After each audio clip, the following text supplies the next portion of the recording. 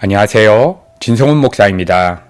오늘 본문 말씀 사무엘상 4장 1절에서 22절의 말씀을 중심으로 복음을 주술적으로 사용하는 사람들이라고 하는 제목의 하나님 말씀 나누도록 하겠습니다.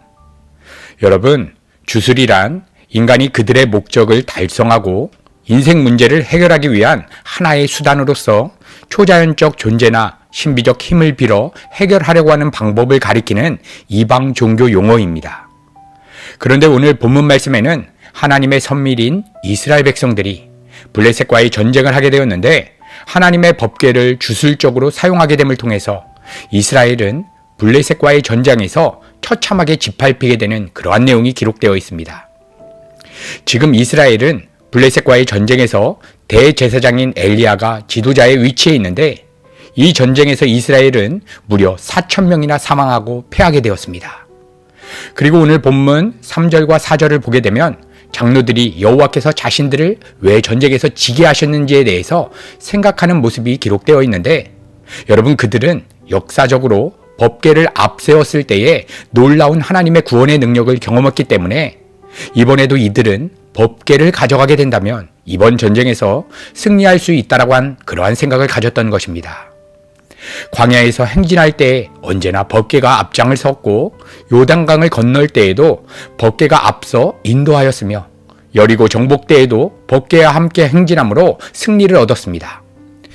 그래서 대제사장 엘리에게 허락을 받고 그 아들들이 법궤를 옮기는 행렬에 앞장서서 진영에 들어와 승리에 대한 기대와 확신과 열광의 함성으로 다시 블레셋과의 전쟁을 출전하였는데 여러분, 그 결과는 어떻게 되었습니까?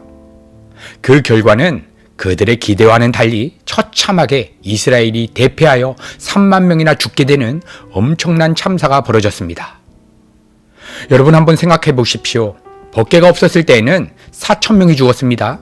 그런데 이번에 법궤를 가져오자 3만 명이 죽게 된 것입니다. 여러분, 왜 이들은 하나님의 임재를 상징하는 법궤를 가져갔음에도 불구하고 전쟁에서 패하고 심지어 3만 명이나 죽게 되는 처참한 패배를 경험하게 된 것입니까? 여러분, 그들은 이 법궤의 본질적인 의미를 망각하고 이 법궤를 주술적으로 사용했기 때문입니다. 여러분, 하나님은 영이시기 때문에 인간의 육신의 눈으로는 볼 수가 없습니다. 그런데 그분의 말씀이 새긴 돌판이 들어있는 법궤를 가져간다는 것은 하나님이 계시다라고 하는 증거이고 하나님이 선민인 우리를 보고 계시고 하나님이 우리를 향한 생각과 의견과 뜻을 갖고 계시며 우리를 사랑으로 인도하신다라고 하는 증거였습니다. 그래서 하나님을 가리키는 증거물인 법궤를 보면서 하나님을 생각하며 사막에 있을지라도 그보다 먼저 하나님이 내 앞에 있다는 것을 깨닫는 것입니다. 요단강을 건널 때에도 지금 요단강 앞에 있는 것이 아니라 법궤를 증거로 하여 나는 하나님 앞에 있다라고 믿는 것입니다. 심지어 여리고성 사람들과 싸워야 하는 상황 속에서도 그 성을 돌면서도 마음으로는 그 적들을 마음에 담아 연합하는 것이 아니라 법궤를 보면서 하나님과 먼저 그들의 마음이 연합하는 것이었습니다. 보이지도 않고 만져지지도 않는 하나님에 대한 증거물로 주신 법궤를 보면서 나는 지금 직장에 있는 것이 아니라 나는 지금 학교에 있는 것이 아니라 나는 지금 병이 난 몸 앞에 있는 것이 아니라 나는 하나님 앞에 있는 것이다. 내 인생 문제 앞에 있는 것이 아니라 나는 지금 하나님 앞에 있는 것이라고 생각했어야 하는 것이었습니다. 그런데 이스라엘 백성들은 이러한 생각을 갖지 못하고 블레셋과의 전쟁에 마음이 사로잡힌 상태에서 법궤를 가지고 온 것입니다. 여러분, 이렇게 될 때에 하나님을 가리키는 증거물인 법궤는 주술적인 물건으로 바뀌고 마는 것입니다. 다시 말하면 자신의 다급한 인생 문제를 해결하기 위한 수단으로 법궤가 바뀌는 것입니다.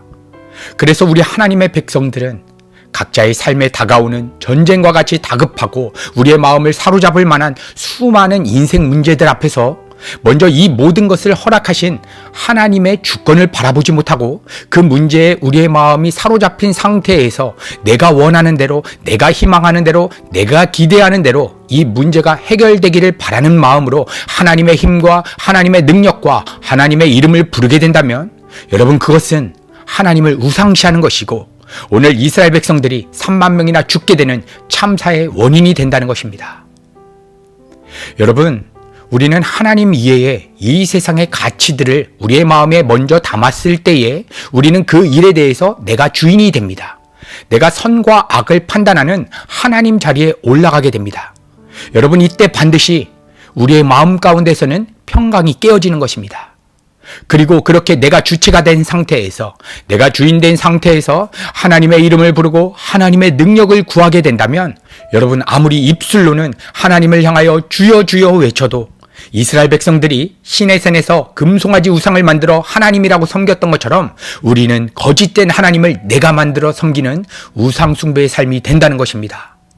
그래서 이스라엘 백성들이 처음에는 전쟁에서 4,000명이 죽었지만 법궤를 가지고도 블레셋을 이기고자 하는 마음에 사로잡혔기 때문에 결국 3만 명이 죽게 되고 법궤도 빼앗겨버린 것처럼, 내가 내 삶의 주인되어 이것은 좋다, 이것은 나쁘다 판단한 그러한 문제를 해결하기 위해서 우리가 하나님의 능력을 구하게 될 때에, 여러분, 우리의 삶 가운데 하나님의 동행하심과 임재하심은 완전히 빼앗겨버리게 되는 것입니다. 사랑하는 성도 여러분, 오늘도 전쟁과 같이 우리의 마음을 사로잡을 만한 여러 가지 일들이 우리 성도님들 각자의 삶 속에 주어질 것입니다. 여러분, 그런데 오늘 이 말씀을 의지하여서 전쟁과 같은 이러한 모든 상황을 허락하신 하나님의 주권을 우리가 먼저 기억하고, 이러한 문제보다 우리의 온 마음과 뜻이 먼저 하나님께 향하여 우리의 실질적인 삶에 해결해야 되는 여러 가지 일들 가운데 오직 하나님의 소원과 하나님의 뜻만이 펼쳐질 수 있도록 오늘도 성령 하나님의 도우심을 우리가 간절히 구하는 그러한 믿음의 삶이 되기를 우리 구주 예수 그리스도의 이름으로 간절히 축복합니다.